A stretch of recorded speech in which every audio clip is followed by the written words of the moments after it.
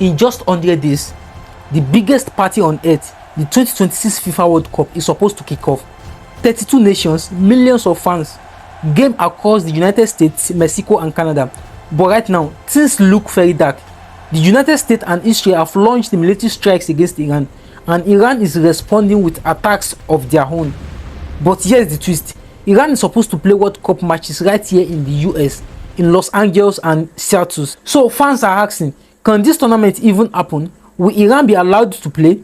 Will any country refuse to travel to the US? Today I'll be breaking down on how major international conflict could upend the world's biggest sporting event. So stick around, let's talk about it. On February 28, 2026, the US and Israel launched major air and missile strikes against Iran.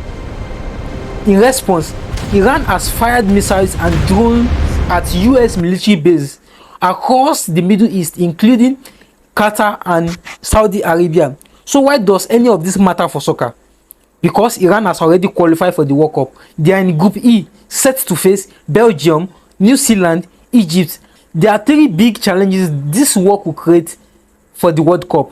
The first thing is that Iran could pull out of the game. Iran's Football Federation has already hinted that it's hard to focus on sports while their country is at war. If Iran withdraws, FIFA would have to find the replacement team, likely a nearby nation like Iraq or the UAE. The second challenge is visas and security. Even if Iran wants to play, will the US government grant visas to Iranian players and staffs? And if they do, how do you protect them? Because the optics of hosting Iranian players in the US while two nations are at war is a security nightmare. And the last one is regional instability. This isn't just Iran. Qatar, Saudi Arabia and other Gulf states are now involved in regional escalation. This complicates travel for fans, team logistics, broadcasting crews and sponsors. When the world isn't sure if airports and flights are safe, that adds another layer of chaos.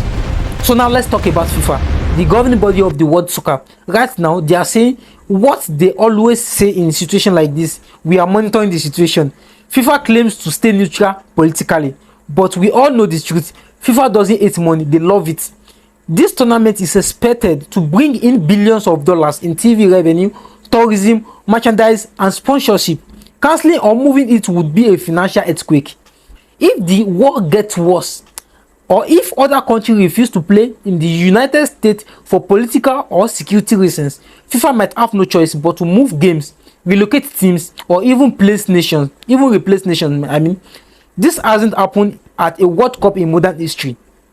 At the end of the day, sports are supposed to bring us together. They are supposed to rise above politics and conflicts. But in reality, war has an ugly way of tearing everything apart.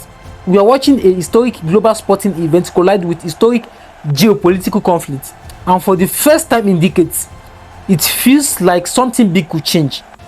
So here is the real question: should Iraq be allowed to play on US soil during an active conflict?